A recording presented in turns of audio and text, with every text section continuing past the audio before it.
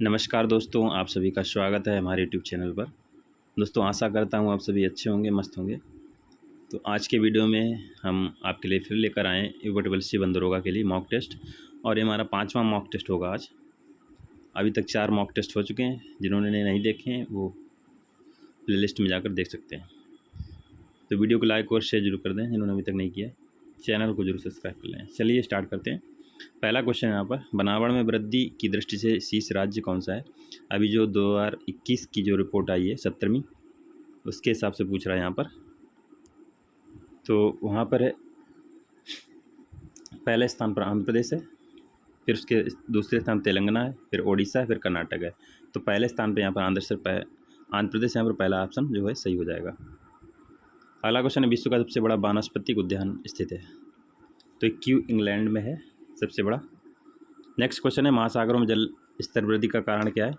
ध्रुवीय प्रदेशों में बर्फ़ जो पिघल रही है पर्यावरण परिवर्तन के कारण, जलवायु परिवर्तन के कारण, उसके कारण महासागर में वृद्धि हो रही है जलवायु जल स्तर की। भारत में अति सघन वनों का सर्वाधिक क्षेत्र किस राज्य में पाया जाता है। अरुणाचल प्रदेश में सबसे ज़्यादा है। अगला क्वेश्चन, निम्न में से कौन पानी और मिट्टी जैसे महत्वपूर्ण संसाधनों की सुरक्षा और संरक्षण करते हैं। वन महत्वपूर्ण है, वही करते हैं। समानांतर फसल का एक उदाहरण क्या है। समानांतर फसल का उदाहरण है मतलब एक फसल के साथ में दूसरी फसल साथ ही में करना। तो उसमें गेहूँ और सरसों होता है, ठीक है। गेहूँ बीच में होता है, सरसों आसपास बो दी जाती है, इसको समानांतर फसल कहते हैं। भारत में निम्नलिखित में से किस प्रकार का वन सर्वाधिक क्षेत्र में पाया जाता है। सर्वाधिक क्षेत्र जो वन है किस प्रकार के पाए जाते हैं, ये पूछा गया यहाँ पर। तो उष्ण कटिबंधीय आर्द्र पर्णपाती वन सबसे ज़्यादा पाए जाते हैं। बंदरोगा के कौन कौन से कर्तव्य होते हैं। अवैध रूप से बच्चों की कटाई को रोकना, घायल जानवरों पक्षियों को स्थानांतरित करना, उपयुक्त स्थानों पर सूचनात्मक साइन बोर्ड और चेतावनी की तख्तियाँ लगाना। तो यहाँ पर सारे ऑप्शन सही हो जाएंगे। अगला क्वेश्चन है, इनमें से कहाँ सदाबहार वन पाए जाते हैं। पश्चिमी घाट पर सदाबहार वन पाए जाते हैं। नेक्स्ट क्वेश्चन है, पेरियार गेम अभ्यारण्य प्रसिद्ध है। पेरियार किसके लिए। तो पेरियार ये हमारा केरल में है और ये जंगली हाथियों के लिए प्रसिद्ध है। वृक्षारोपण कार्यक्रम में क्या होता है। सड़कों के किनारे वृक्ष लगाए जाते हैं, नहरों के किनारे, रेल मार्गों के किनारे वृक्षारोपण होता है। सभी सही होगा यहाँ पर। अगला क्वेश्चन है, वायु जल भूमि वनस्पति पेड़ पौधे पशु मानव सब मिलकर क्या बनाते हैं। तो ये सब पर्यावरण बनाते हैं मिलकर। पारिस्थितिकी तंत्र के संगठक हैं कार्बनिक, अकार्बनिक, भौतिक, सारे ही संगठक हैं यहाँ पर। भारतीय वनस्पति सर्वेक्षण के कितने क्षेत्र हैं। वनस्पति सर्वेक्षण के 4 क्षेत्र होते हैं, पूर्वी, पश्चिमी, उत्तरी, दक्षिणी। भारत द्वारा तैयार तीसरे राष्ट्रीय वन्यजीव कार्य योजना का मसौदा किसकी अध्यक्षता में तैयार किया गया था। तो जेसी कला की अध्यक्षता में तैयार किया गया था। 3 अभी तक राष्ट्रीय कार्य योजना आ चुकी हैं। एक पहली आई 1983 से 2001, दूसरी है 2002 से 2016, तीसरी 2017 से 2031, 15 सालों के लिए है। उपयोग की दृष्टि से वन उपज को किन प्रकार के वर्गों में वर्गीकृत किया गया है। इमारती लकड़ी, गैर इमारती लकड़ी और गौड़ खनिज। तो सभी यहाँ पर सही हो जाएगा। अगला क्वेश्चन है, मानव वन्यजीव संघर्ष का कारण क्या है। वन्यजीव जनित संक्रमण, शहरीकरण, बढ़ती मानव जनसंख्या। यहाँ पे सारे सही ऑप्शन हो जाएंगे। ऑप्शन डी यहाँ पर सही होगा। अगला क्वेश्चन है, निम्नलिखित कथनों पर विचार करना है आपको। संकटपूर्ण वन्यजीव पर्यावास की परिभाषा वन अधिनियम 2006 में समाविष्ट है।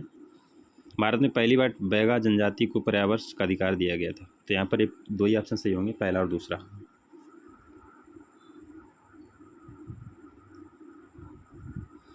अगला क्वेश्चन है, राष्ट्रीय वन्यजीव कार्य योजना का उद्देश्य क्या है। इसका उद्देश्य न्यू जो कार्य योजना 2002 से 2016 आई थी उसकी कार्यान्वयन की समीक्षा करना, और 2017 से 2031 के लिए उसकी जीवों को संरक्षण हेतु रोड मैप तैयार करना। तो दोनों इसमें सही होंगे। नेक्स्ट क्वेश्चन है, राष्ट्रीय कृषि वानिकी अनुसंधान केंद्र है। कृषि वानिकी झांसी में है। पारिस्थितिकी संक्रमण अवधारणा का सर्वप्रथम प्रयोग किसने किया था। तो बेनेट के द्वारा किया गया है। नेक्स्ट क्वेश्चन, भारत में प्रोजेक्ट एलिफेंट कब प्रारंभ हुआ था। प्रोजेक्ट एलिफेंट 1992 में प्रारंभ हुआ था। ये झारखंड के सिंहभूमि से। लोनी और क्षारी मृदा का भारत में एक नाम और क्या है। इसका नाम है कल्लर, एक और नाम है। नेक्स्ट क्वेश्चन है, पारिस्थितिकी तंत्र में ऊर्जा का मुख्य स्रोत क्या है। सूर्य सबसे मुख्य स्रोत है। पाखल वन्यजीव अभ्यारण्य कहाँ है। तो पाखल है हमारा आंध्र प्रदेश में।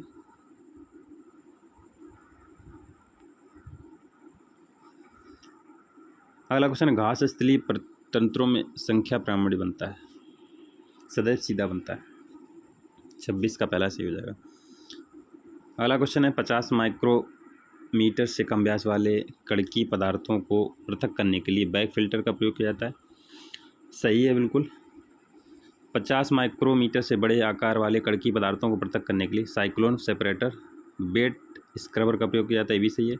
1 माइक्रोन से लघु आकार वाले कणकीय पदार्थों को पृथक करने के लिए इलेक्ट्रोस्टैटिक प्रेसिपिटेटर प्रयोग किया जाता है, ये भी सही है। इसमें चारों ऑप्शन सही है, तो इसका राइट आंसर सी सही हो जाएगा। अगला क्वेश्चन है सलीम अली पक्षी विज्ञान प्राकृतिक के इतिहास केंद्र कहाँ पर स्थित है? तो ये हमारा कोयम्बटूर में है।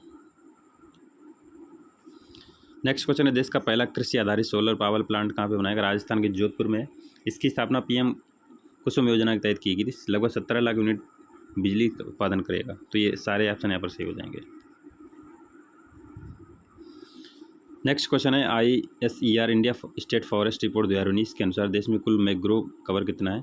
2019 की बात हो रही। 2019 में 4,975 था और अभी जो है 4,992 हो गया। 17 किलोमीटर की वृद्धि हुई है मैंग्रोव वनों में।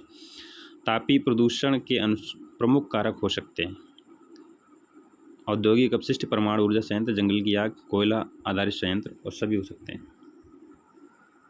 कार्बन क्रेडिट का दृष्टिकोण इनमें से किस में शुरू हुआ था? तो कार्बन क्रेडिट क्योटो प्रोटोकॉल से स्टार्ट हुआ था, 1997 में जो आया था। किसी समुदाय का समय के साथ भौतिक वातावरण में रूपांतरण क्या कहलाता है? तो इसका रूपांतरण कहलाता है पारिस्थितिकी अनुक्रमण।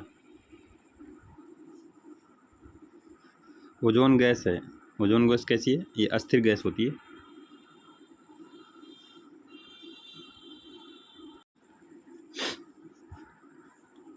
किस मिट्टी का निर्माण लावा से होता है? लावा जो मिट्टी होती है, काली मिट्टी, लावा से निर्माण होता है। महाराष्ट्र में सबसे अधिक पाई जाती मिट्टी, कपास के लिए अच्छी होती है।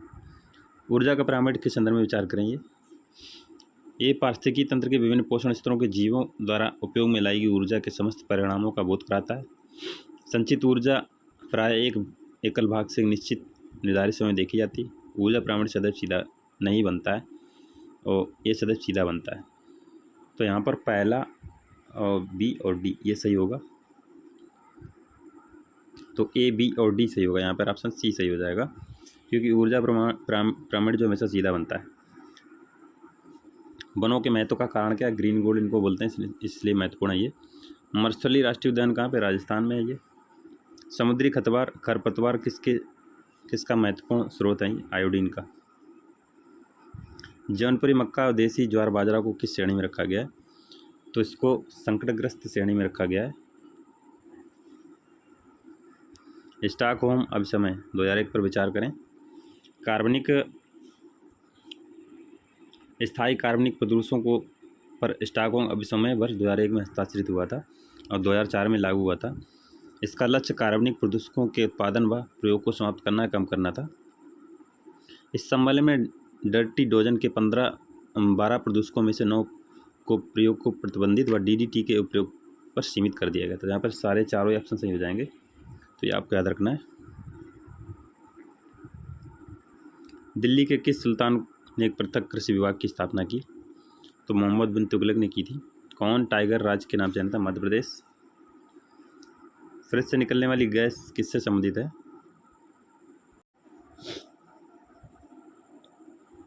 फ्रिज से निकलने वाली गैस किससे संबंधित है? मीथेन, CFC कार्बन डाइऑक्साइड या SO2। तो CFC यहाँ से निकलता है। निम्न में से कौन सी गैस वायुमंडल में अम्लीय वर्षा का उत्तरदायी है? तो SO2 जिसको बोलते हैं। ओजोन किस रंग की होती है? ओजोन जो हल्की नीली रंग की होती है। सैक लाइकेन क्या है? लाइकेन जो होता है सहजीवी जो होता है। ओडम ने पारिस्थितिकी उत्पादकता को कितने स्तरों में बांटा था? ओडम ने पारिस्थितिकी उत्पादकता को बांटा है 3 स्तरों में बांटा है इन्होंने। CNG से आशय क्या? CNG से कंप्रेस्ड नेचुरल गैस, इसका फुल फॉर्म होता है। इकोलॉजिकल फुटप्रिंट की अवधारणा किसने दी थी? ये दी थी विलियम रीस और मैथियास वकरनेगेलन ने दी थी। तो यहाँ पर ऑप्शन ए और बी दोनों सही हो जाएंगे। वन जीव सप्ताह कब से कब तक मनाया जाता है? वन जीव सप्ताह मनाया जाता है 2 से 8 अक्टूबर तक मनाया जाता है। मानसूनी वन किन वर्षा वन क्षेत्रों में पाए जाते हैं? मानसूनी वन पाए जाते हैं 70 से 200 सेंटीमीटर वर्षा वन क्षेत्रों में। लेड व पारा जैसे प्रदूषक अवस्था के आधार पर किस प्रकार के प्रदूषक हैं? अवस्था के आधार पर देखेंगे तो ठोस कणकीय प्रदूषण है ये। भारत के किस राज्य के लोग अधिकांशतः नारियल तेल में पकी मछलियाँ खाना पसंद करते हैं? गोवा के लोग। टाइगर एक्शन नामक परियोजना 2008 में निम्न में से कहाँ से प्रारंभ हुई थी? टाइगर एक्शन जो प्रारंभ हुई थी ये मध्य प्रदेश के बांधवगढ़ राष्ट्रीय पार्क से स्टार्ट हुई थी 2008 में। इनमें से कौन सी एजेंडा 21 की सही परिभाषा है? तो ये नाभिकीय ये एजेंडा 21 इसमें हो जाएगा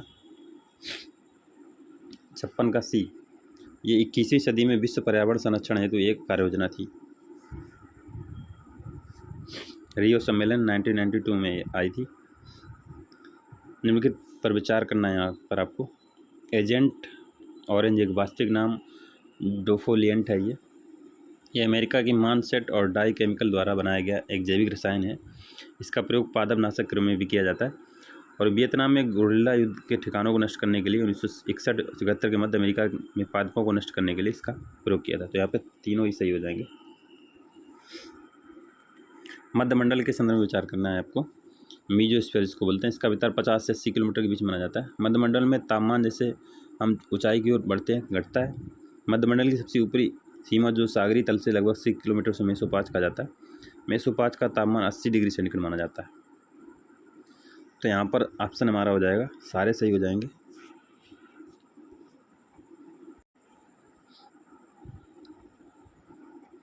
माइक्रोवेव का अच्छा अवशोषक क्या है? माइक्रोवेव का अच्छा अवशोषक पानी होता है।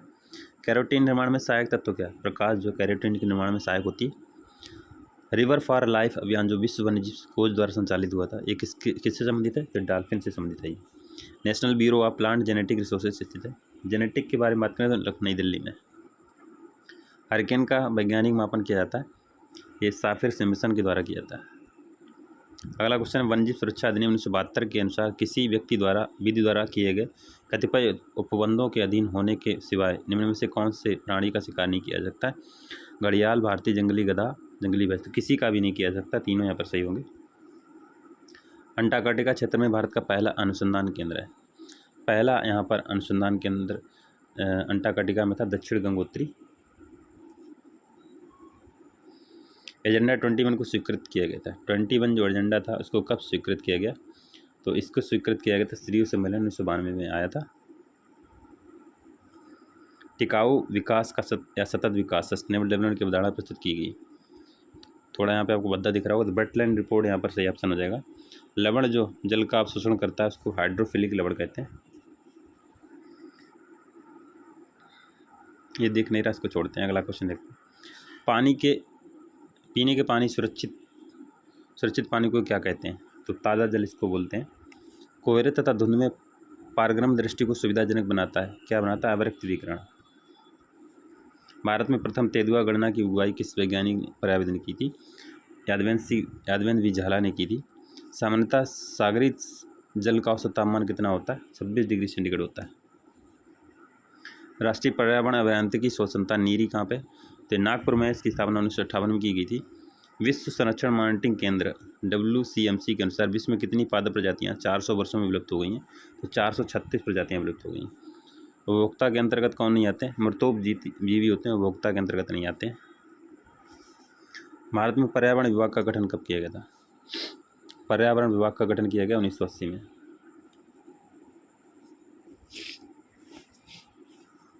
अगला क्वेश्चन है, ई नोज के संदर्भ में विचार करना है आपको। एक पोर्टेबल उपकरण है, एक दुर्गंध की सांद्रता और तीव्रता दोनों को मापता है और इसका विकास नीरी के द्वारा किया गया। तो यहाँ पर 3 ऑप्शन ऐसे होंगे, पहला, दूसरा, तीसरा, ABC। तो यहाँ पर राइट ऑप्शन सी हो जाएगा।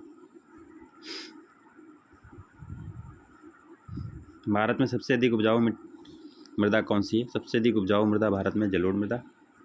तिब्बती पठार के ऊपर वर्ष 2005 में ओजोन हेलो का पता किसने लगाया था? तो ये लगाया था G.W. कैटमूर ने। पृथ्वी का रक्षा कवच क्या है? ओजोन पर जो पृथ्वी की रक्षा कवच होती। अंटार्कटिका क्षेत्र में ओजोन छिद्र का बनना चिंता का विषय है। इस छिद्र के बनने का संभावित कारण क्या है? तो इस छिद्र का बनने का कारण है बी ऑप्शन यहाँ पर सही होगा। विशिष्ट ध्रुवीय वाताग्र तथा समतापी सप्ताह मंडलीय बादलों की उपस्थिति तथा क्लोरोफ्लोरोकार्बन का अंतर प्रवाह। क्योटो प्रोटोकॉल के समझौते किससे संबंधित है? ग्रीन हाउस गैसों के उत्सर्जन में कमी से संबंधित है ये। भारत में हुए देश के प्रथम तेंदुआ गणना के अनुसार देश में कुल तेंदुओं की संख्या कितनी है? 7,910 है। बाइनियल पुरस्कार किस के लिए प्रदान किया जाता है? बाइनियल पुरस्कार प्रदान किया जाता है टाइगर रिजर्व के प्रबंधन में स्थानीय लोगों की भागीदारी को प्रोत्साहन हेतु। अगला क्वेश्चन है, निम्न ईंधनों में से कौन न्यूनतम वायु प्रदूषण करता है? हाइड्रोजन सबसे कम वायु प्रदूषण करता है। वायुमंडल में ऑक्सीजन की कितनी मात्रा पाई जाती है? लगभग 21%। पाश्चात्य की एक मस्तिष्क मूलक अवधारणा अवस्थित है, ये कथन जो किस पे उपयुक्त है? तो मेडाक्स इन्होंने बोला था कथन ये। डॉल्फिन किस संघ का जीव है? स्तनधारी संघ का जीव है डॉल्फिन। भूमि की उर्वरता बढ़ाने के लिए इनसे कौन सी फसल उगाई जाती है? तो उड़द यानी फलीदार फसलें उगाएंगे भूमि की उर्वरता बढ़ाने के लिए। कार्बन मोनोऑक्साइड का सर्वाधिक उत्पादन किससे होता है? परिवहनों से सबसे अधिक होता है, जो मोटर वाहन चलते हैं हम लोग चलाते हैं उससे होता है। स्मार्ट गंगा सिटी योजना के संबंध में विचार करना है आपको। ये कार्यक्रम नमामि गंगे प्रोग्राम के तहत गंगा व उसकी प्रमुख सहायक नदियों के किनारे बसे देश के 10 प्रमुख शहरों में से शुरू हुई। 2016 में शुरू की गई थी ये। इस योजना में शामिल मंत्रालय, सारे मंत्रालय इसमें शामिल, तो दोनों इसी ऑप्शन इसमें सही हो जाएंगे। डी ऑप्शन इसका सही होगा। निर्वनीकरण का प्रभाव को बताना है। निर्वनीकरण का प्रभाव हो जाएगा, पहले अवनालिका अपर्दन होगा, उसके बाद मृदाक्षरण होगा, उसके नदी अवसाद में वृद्धि होगी, नदी जल धारण क्षमता का ह्रास होगा। तो पहला ऑप्शन इसमें सही हो जाएगा।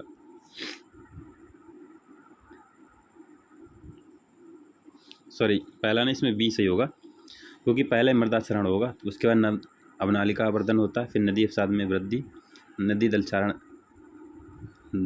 धारण क्षमता का ह्रास होगा। तो यहाँ पर बी ऑप्शन यहाँ पर सही होगा। नदी संरक्षण है तो बायो मॉनिटरिंग टूल की संज्ञा किसे दी गई? ये संज्ञा दी गई डॉल्फिन को।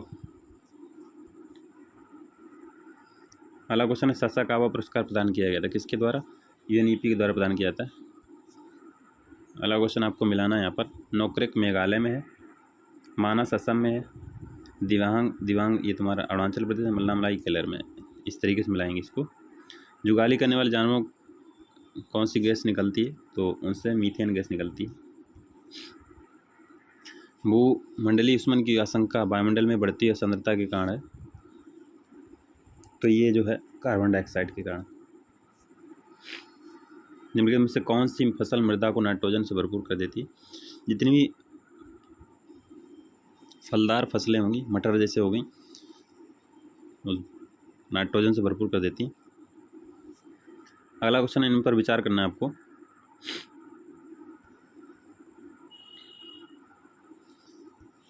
भारत राज्य one report forest survey of India FSI जारी करता है, सही है। ISFR 2019 अपनी श्रृंखला की 16वीं रिपोर्ट है, सही है।